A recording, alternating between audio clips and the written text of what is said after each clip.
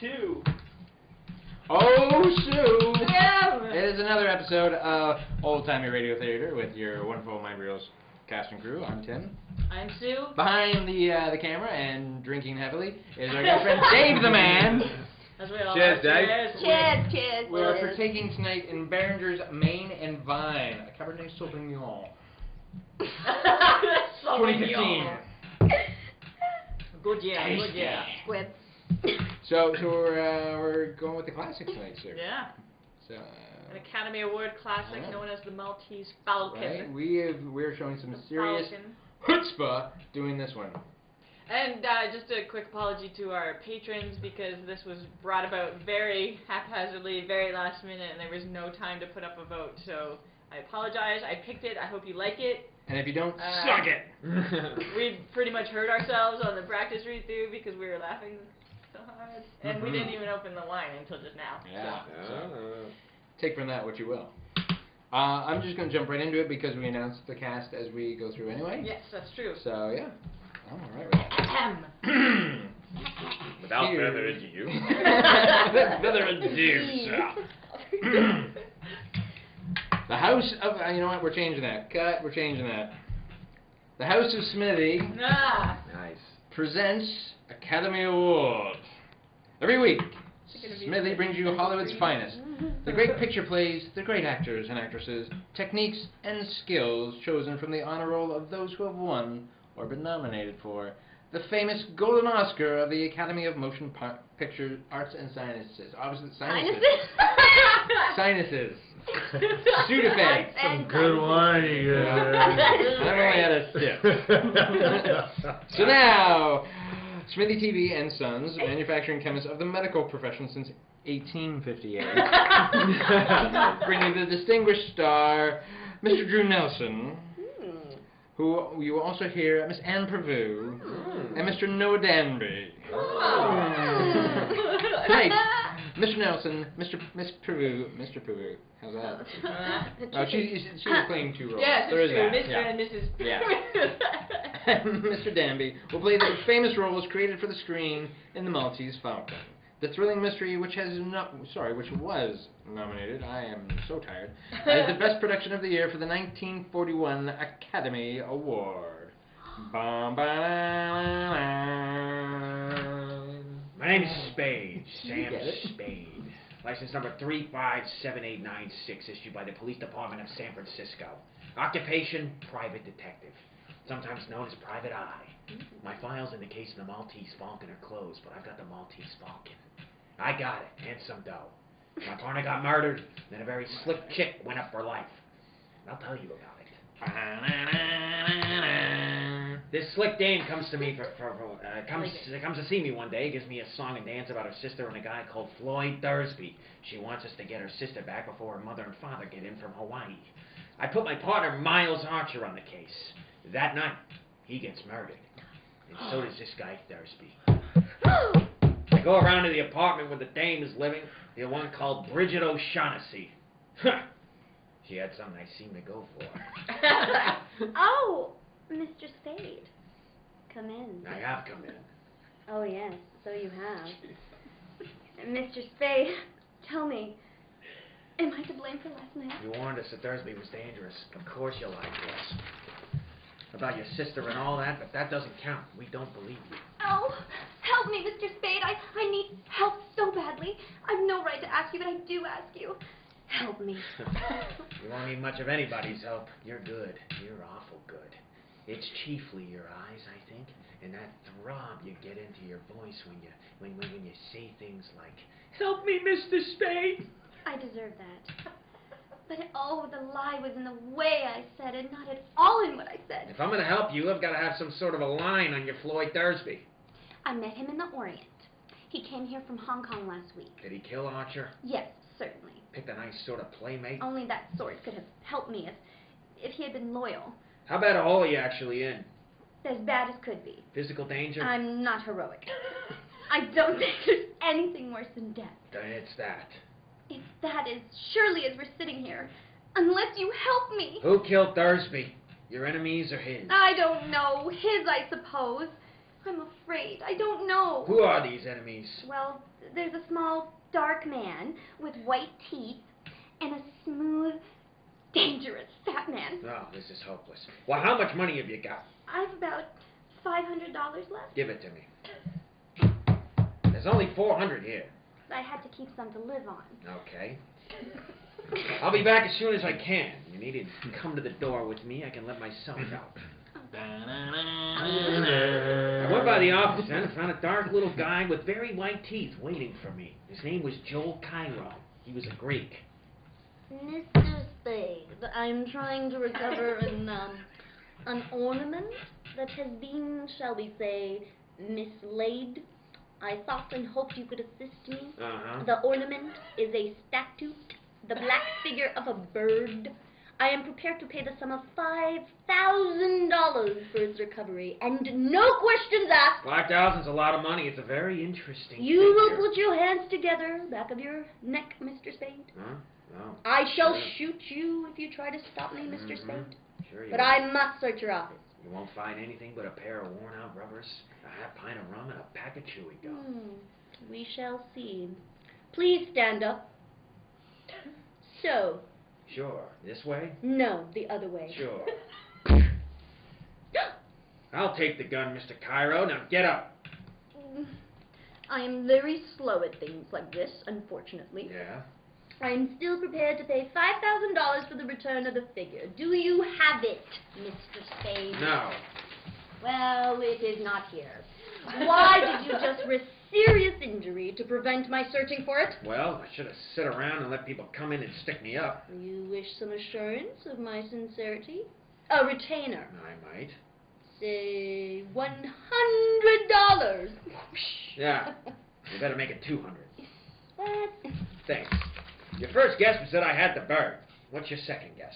Let you know where it is, or where you can get it. You're not hiring me to murder or do burglary, but to get back the figure in some lawful way. Say for a dame with red hair or a smooth, dangerous fat man. Oh, so you know. You must beware of them. They would stop at nothing. May I have my pistol now? Yeah, sure. I'd forgotten it. Thank you. Now, Mr. Spade, you will kindly clasp your hands behind your neck. What the... Don't move, Mr. Spade. This time I might shoot. I insist on searching your office.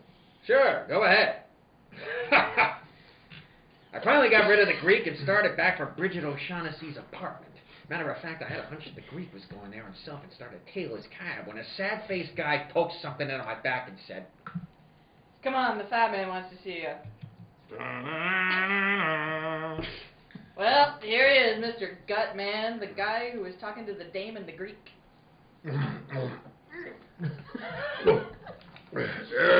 Mr. Spade.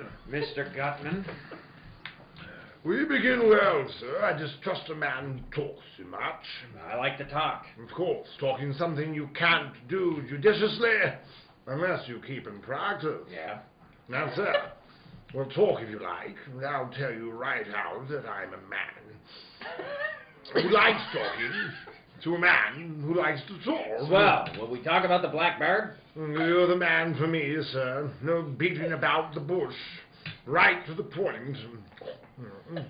Yes, let us talk about the blackbird, by all means. Mr. Spade, have you any conception of how much money can be got by that blackbird? No. Oh, well, sir, as I told you. If I told you how, you call me a liar. No, not even if I thought so. But you just tell me what it is, and I'll figure out the profits. You mean you don't know what that bird is? Well, I know what it's supposed to look like. I know the value in human life you people put on it. Mr. Shaughnessy didn't tell you what it is, and Cairo, that Greek bastard, didn't either. He offered me $10,000 for it. 10,000? And dollars, mind you, not even pounds. Seriously now? They must know what it is, or do they? What is your impression? I can't tell. They're both lying. If they don't know, I'm the only one in the world, wide, sweet world that does. Swell. When you've told me, that'll make two of us. mathematically correct, sir. But I won't know for certain that I'm going to tell you. No, don't be foolish. You know what it is, and I know where it is. Well, That's sir. why I'm here. Oh. Yes, it is. I don't mean to cut you off, but well, sir, will you be so kind as to tell me where it is? Don't be silly.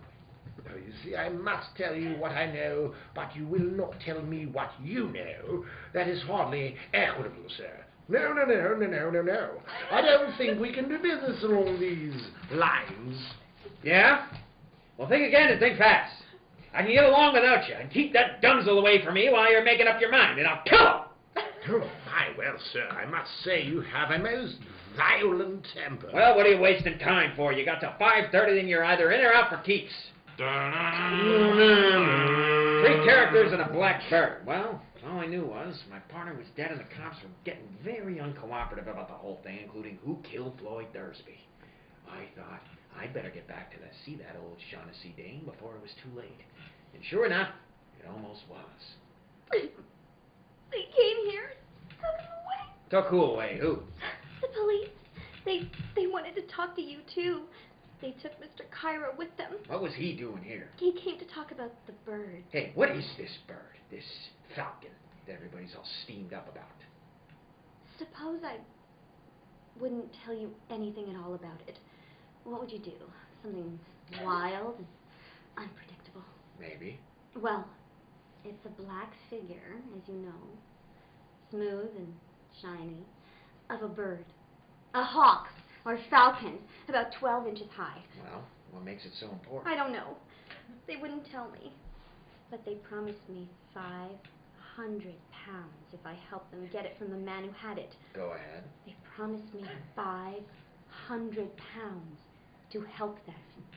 And I did. Then we found that Joel Cairo was going to take the falcon and desert Floyd and me, so we did that to Joel first. You are a liar. I am a liar. I've always been a liar. Well, don't brag about it. Is there any truth at all in that yarn? Some, not very much. Well, we got plenty of time. I'll put some coffee on and we'll try again. Oh, I'm so tired. So tired of lying and thinking up lies and not knowing what is a lie and what is a truth. Oh, darling, don't stare at me like that. Come closer, darling. It is something to do while waiting. Why not? Kiss me, Sam Spade. Kiss me. Why not? It happens every time. I'll get it. Oh, be careful, darling.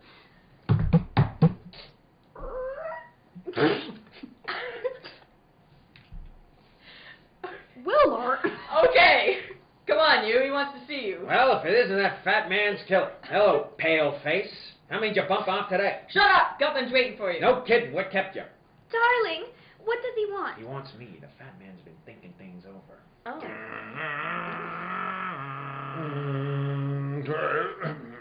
Oh. Yes. Well, Mr. Spade, I must apologize for sending for you in this fashion. Ah, never mind. Let's talk about the bird. Right. Let's.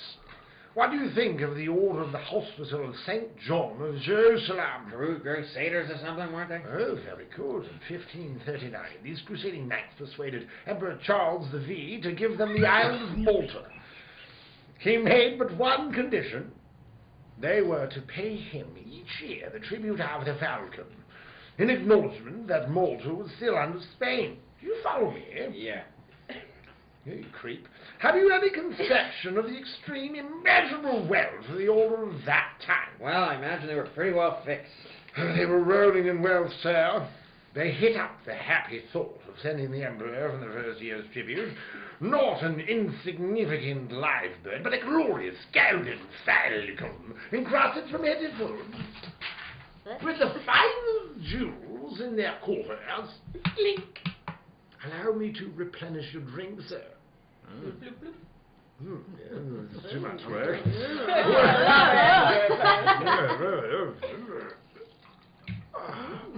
Yes. Weird. Well, what do you think of these knights? I don't know.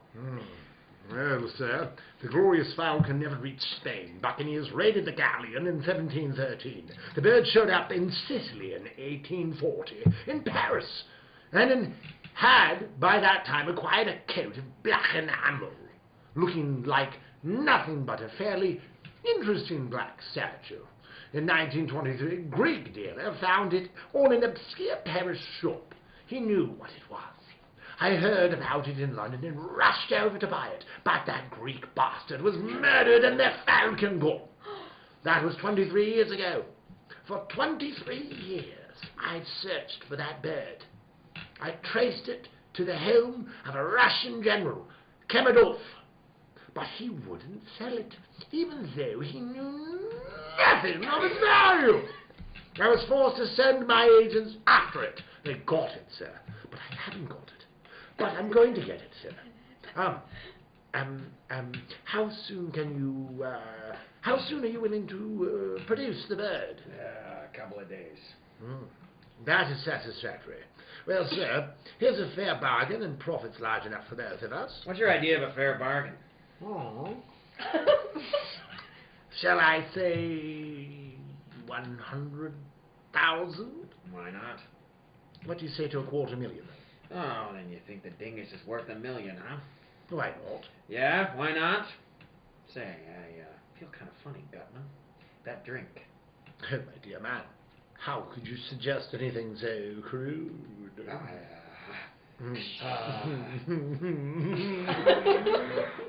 Wilma! Wilma! Yeah, the drink got him, huh? Put your guns away, Wilma. You must learn to be subtle in things. Like me. Out like a light, huh? Well, I owe him something, the louse. He thinks he's tough. Let's see if he can take this.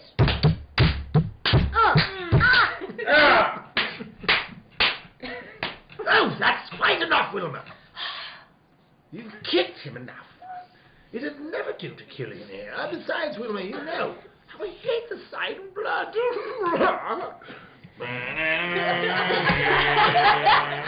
In a moment, you will hear the second part of Academy Award.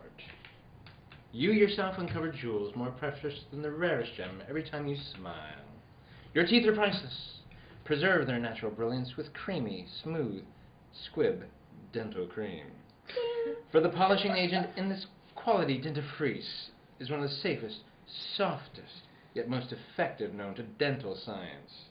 That's why you can actually see the refreshing difference when you brush your teeth with squib dental cream.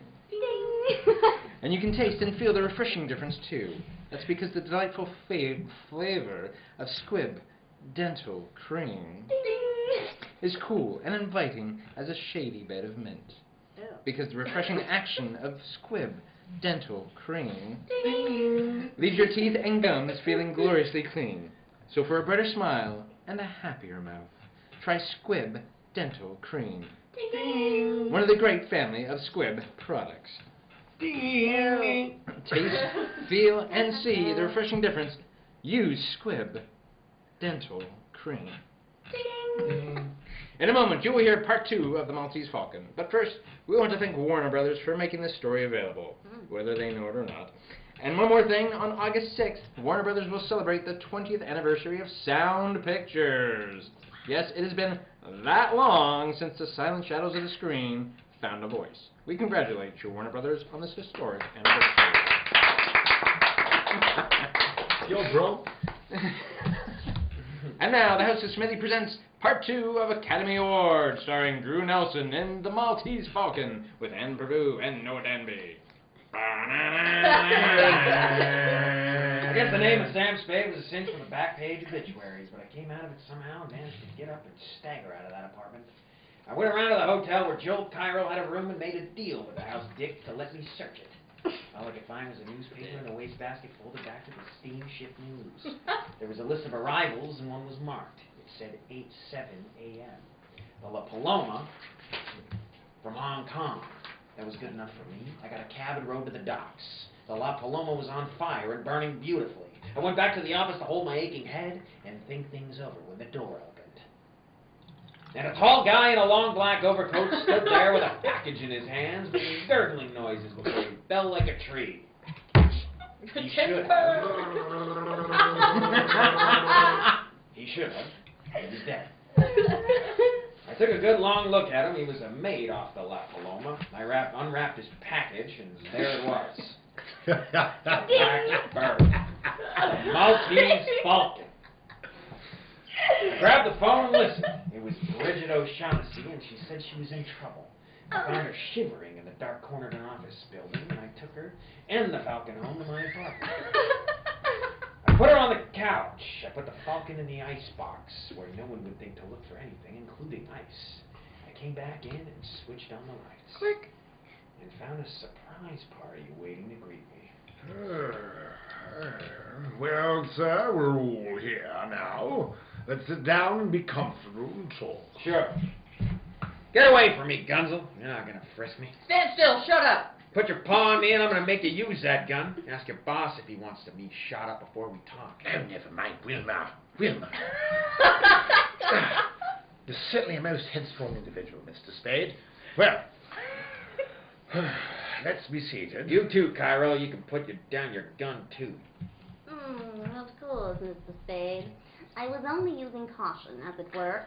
You ready, Governor? Helium first. You ready to make the first payment and take the Falcon off my hands? Well, sir, as to that, about $10,000, sir. Oh, we were talking about more money than this. Yes, sir, we were, but this is a genuine coin of the realm, sir.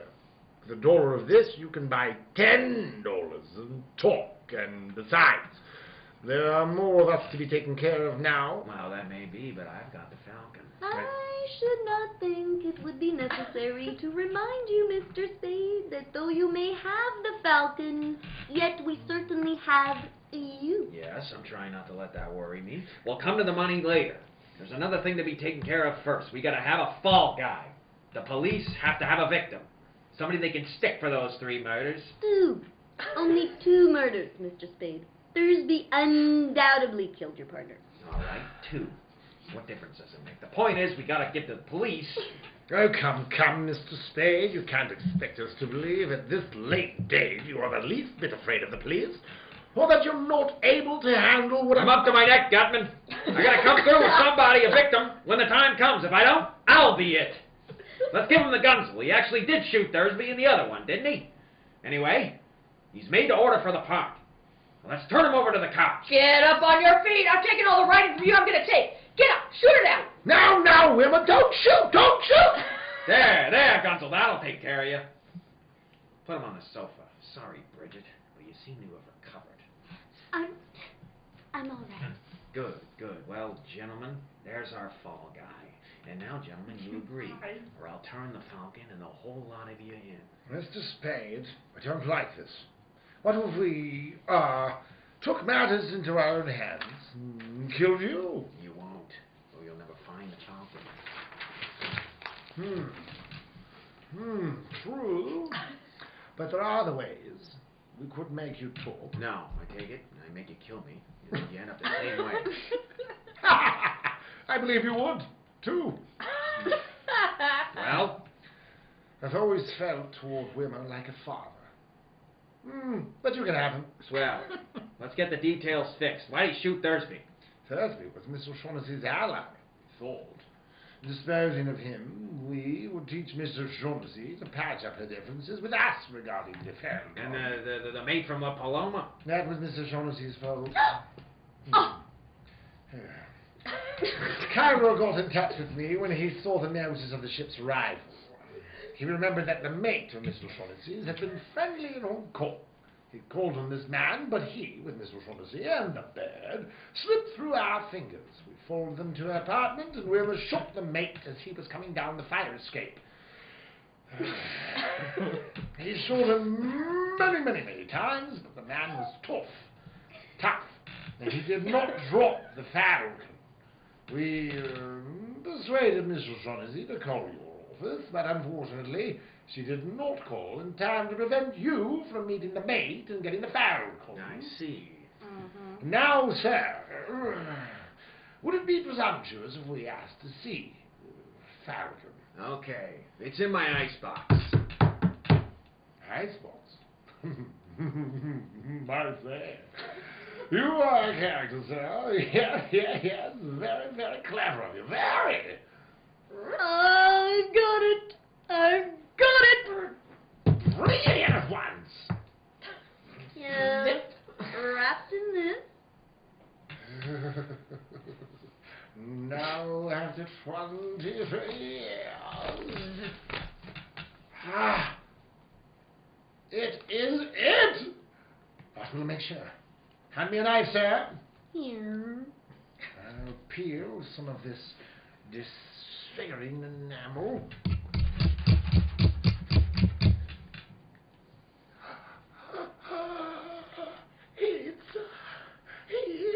It's a fake. All right, O'Shaughnessy, you've had your little joke. Now tell us about it. No, Sam, no. That's the one I got from the Russian, I swear. You bungled Gutman. You and your stupid attempt to buy it. The Russian caught on how valuable it was. No wonder we had so little trouble stealing it. You imbecile! You bloated idiot! Yes. This is the Russian's hand. There's no doubt about it. Well, sir, what do you suggest? Shall we stand here and shed tears, and call each other names, and use foul language, again and again and again? Or shall we go to Istanbul and interview our Russian friend? Go to Istanbul. For 23 years I wanted that little item, and have been trying to get it. If I must spend another year on the quest, well, that will be an added expenditure in time only. I'll go with you. Wilmer's gone! Wilmer's gone? Oh, so he has. That makes it imperative that we go too. Oh, by the way, sir, I'll trouble you for my envelope containing the $10,000. I kept my end of the bargain. I'll settle for 1,000 for expenses. Well, thank you. I'll allow you the 1,000. That'll take care of my time. Well, sir, we'll say goodbye to you unless you care to undertake the Istanbul expedition with us. You don't? Oh, that's too bad. Well, sir, the shortest farewells are the best. Adieu. Adieu to you and you and you. And to you, Mr. Shaughnessy. I'll leave the avis there on the table. There is a little memento, the Maltese Falcon. All right, O'Shaughnessy, talk. Where shall I begin? You came to me and asked me to have Thursby followed. I put my partner on it. He followed Thursby. He was killed. You must have told Thursby he was being followed. Steve, I told him, yes. But please believe me, Sam, I wouldn't have told him if I thought Floyd Thursby would kill your partner. Miles hadn't any brains, but he had too many years' experience as a detective to be caught like that by a man who was shadowing up a blind alley with his gun tucked away in his hip and his overcoat unbuttoned. But he'd have gone up there with you, Angel. He was just dumb enough for that. And then you could have stood as close to him in the dark as you liked and put a bullet through him. Don't talk like that to me, Sam. You know I didn't know. Stop it! Why'd you shoot him? Oh, I didn't mean to at first. I can't look at you and tell you this, Sam. You thought Thursby would tackle him. If he got Thursby, then you were rid of him. If Thursby won, you had something on him. Enough to be rid of him for good. Wasn't that it? Something like that. But when Thursby backed down, you took the gun and did the job yourself. Oh, Sam, sweetheart. From the very first instant I saw you, I knew. You angel. Well, if you could get a good break, you'd be out of San Quentin in 20 years, you'd come back to me then. I hope they don't hang you, precious, by that sweet neck of yours. You know deep down in your heart that in spite of anything I've done, I love you. I don't care who loves who. I'm not going to play the sap for you. I won't walk in Thursby's, and I don't know how many others' footsteps. You killed my partner, and you're going over for it. Why must you do this to me, Sam? Surely your partner wasn't as much to you as... Listen to me. This won't do you any good. You'll never understand me, but I'll try once and then give it up. Listen, when a man's partner is killed, he's supposed to do something about it. The mansplaining portion of the play. And it happens, we're in the detective business. Well, when one of your organization gets killed, it's bad business to let the killer get away with it. Bad all around. Bad for every detective everywhere. Oh, You can't send me to... Sam, you can't. You love me. You love me. Maybe I do. What of it? Maybe next month I won't. I've been through it before. I'll have some rotten nights after I've sent you over, but that'll pass. I want you, sure. But I won't take you to the price because all of me wants to, regardless of consequences. And because you won't happen. And because you counted on that with me, the same as you counted on that with all the others. Oh, Sam. Darling, kiss me. Kiss me. Sure, baby. I think a rotary stand. What are you doing? Who are you calling? The cops, baby, the cops. The cops that come and take you away.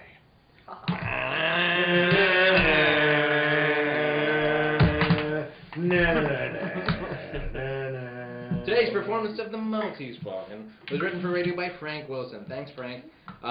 We'd like to send our thanks out to Dave, the man behind the computer, and and our fantastic cast, Drew Nelson, and Pirvu and Noah Danby. Thank you, guys. Thank you. That was Amazing. fun. My name is Tim Rideout. I'm joined by Sue Maynard. We're bidding you a fond and happy, slightly buzzed good night. Kids. Next time, you're invited to listen to us when we're in the studio next, presented by the House of Smithy, a name you can, of course, trust. Follow us on Twitter and Facebook, Instagram, and make sure you follow all these characters as well. And stay tuned for the next one coming up shortly.